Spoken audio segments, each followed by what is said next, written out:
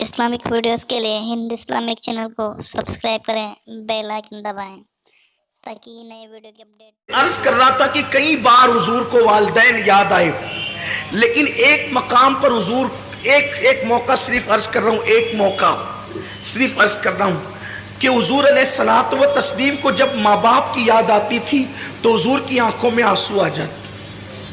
हुजूर को जाहिर सी बात है, जो रहमतुल लिल आलमीन हो, जो सबसे प्यार करते हो, वो अपने माँ बाप से कितना प्यार करते हो।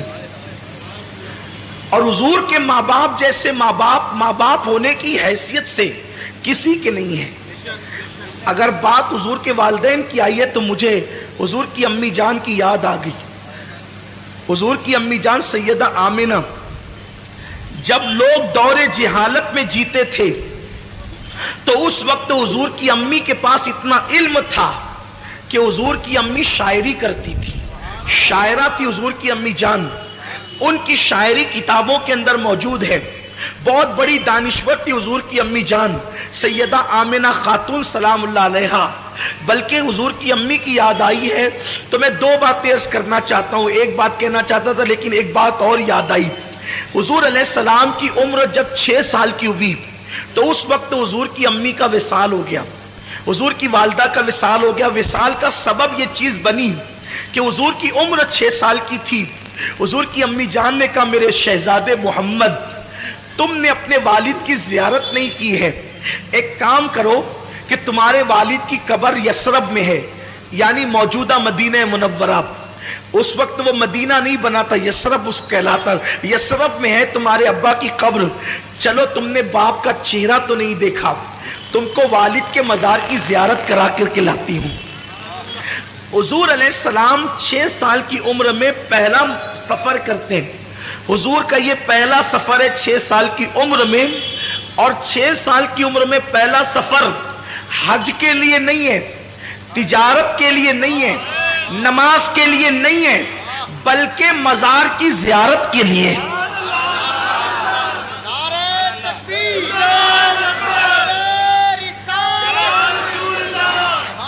बड़ी माजरत के साथ जो दोस्त कब्रों के मुखालिफ हैं, मज़ारात की ज़ियारत के मुखालिफ हैं, मैं उनको कहना चाहता हूँ कि हुजूर ने तो ज़िंदगी का पहला सफ़र मज़ार मुक़द्दस की ज़ियारत के लिए किया, और वो भी अपने वालिद के मज़ार की ज़ियारत के लिए।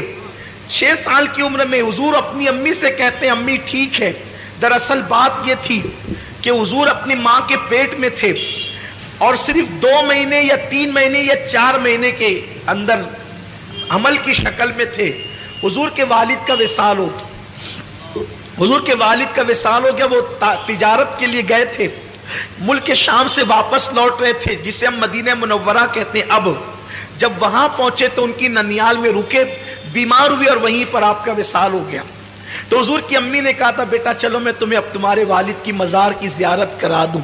जनाब अब्दुल मुत्तलिब से इजाज़त ली और इजाज़त लेकर के 3 नफरी काफिला, हज़रत सैयदा आमिना और उनकी कनीज़ उम्मे ऐमन और हुजूर अलैहिस्सलाम, ये तीनों चल पड़े मदीने शरीफ की तरफ। अब मैं उसको यसरब नहीं कहूँगा क्योंकि हमारे यहाँ यसरब कहना बेअदबी है, लेकिन अब आप समझ लें कि वो यसरब पुराना नाम है और अभी वो मदीना नहीं बना था, लेकिन फिर भी मैं मदीना मुनव्वरा कहूँगा। तो सरकार चले। 1 महीने तक हुजूर ने अपनी अम्मी के साथ वहाँ क़याम किया, बचपने में 6 साल की उम्र में, और कब्र वालिद की कब्र पे जाते अम्मी के साथ। जब रुखसती का वक्त आया कि अब जाना है मक्कतुल मुकर्रमा, तो हुजूर की अम्मी कभी अपने शौहर की कब्र को देखती है और कभी हुजूर के चेहरे को देखती है। और शौहर का सदमा, हुजूर की अम्मी जान की उम्र अभी 18-19 साल ही थी कि वो बेवा हो गई। 18-19 साल की उम्र में बेवगी आखिर क्या चीज होती है, सोचे ना जरा। अगर कोई औरत 19 साल की उम्र में यतीम हो जाए तो उसको उतना सदमा नहीं होता जितना उसको बेवा होने का सदमा हो। हुजूर की अम्मी बेवा हुई है इतनी छोटी सी उम्र में, और हुजूर के वालिद का विसाल इतनी छोटी उम्र में हुआ है कि उनको अभी दाढ़ी के बाल भी नहीं निकले थे, बाल निकलना शुरू हुए थे और उनका विसाल हो गया। یعنی زندگی کی مکمل بہاریں بھی نہیں دیکھی ہے اور وصال ہو گیا تو کبھی شوہر کی قبر دیکھتی ہے، کبھی بیٹے کا معصوم سا چہرہ دیکھتی ہے.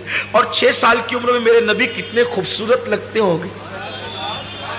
جس کے گالوں کی قسم قرآن یاد کرے والضحیٰ کہہ کر، جس کے زلفوں کی قسم یاد کرے قرآن واللیل کہہ کر، جس کی ماں کو قرآن گویا کہ مطلع الفجر حق کہے.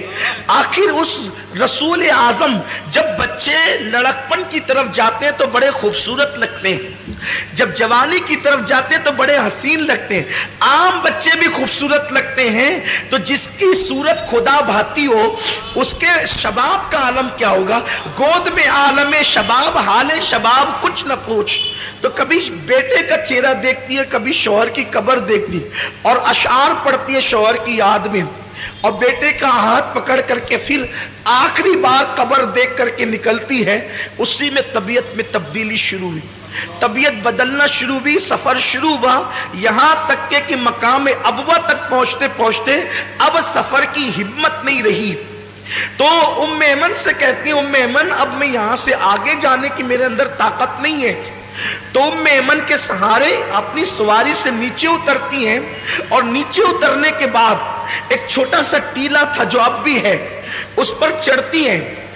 اس وقت سفر میں تکیہ بھی نہیں تھا، تو حضور نے اپنے ننھے ہاتھوں سے پتھر تلاش کیا اور اپنی ماں کے سرہانے چھوٹا سا پتھر رکھا اور چٹائی پہ ماں کو لٹا دیا.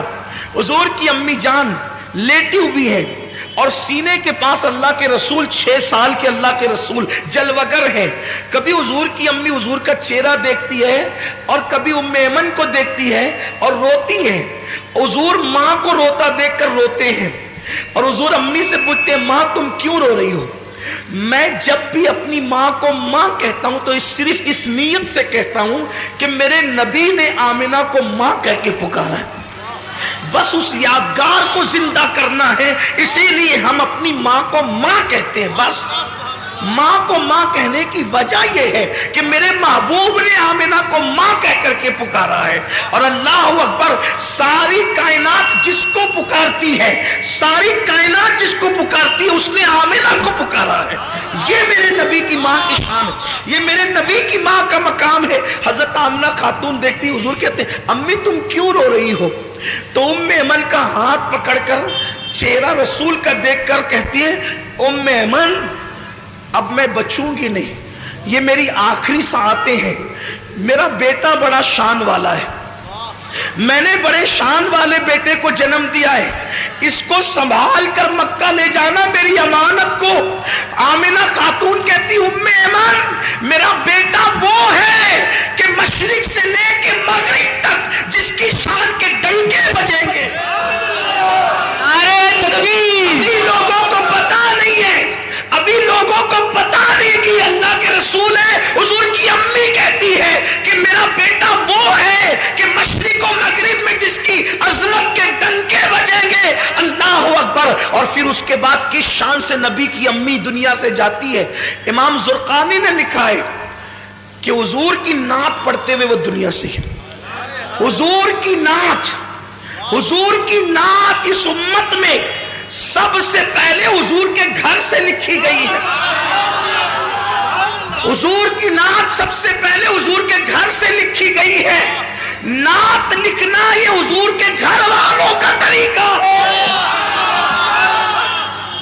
حضور کے گھر سے حضور کی نعت سب سے پہلے نعت حضور کے گھر میں لکھی گئی. یا تو حضور کے چچا حضرت ابو طالب نے نعت لکھی یا حضور کی امی جناب آمنہ نے حضور کی نعت لکھی. اب حضرت آمنہ نے کیا لکھا؟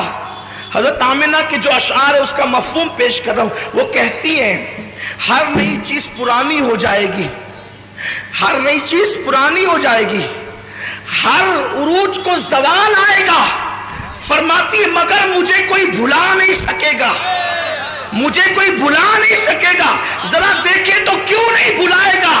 وہاب کی بیٹی ہے اس لیے، عبد المطلب کی بہو ہے اس لیے، عبداللہ کی بیوی ہے اس لیے، عرب کی خاتون ہے اس لیے، قریشی ہے اس لیے. کہتی ہے کہ مجھے بھلایا نہیں جائے گا. ہر نئی چیز پرانی ہوگی، ہر عروج کو زوال آئے گا، مجھے بھلایا نہیں جائے گا.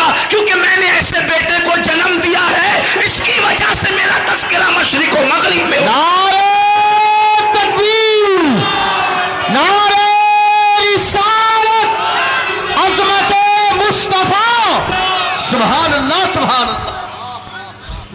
इसकी वजह से मेरे बेटे का फैजान दुनिया में आम होगा।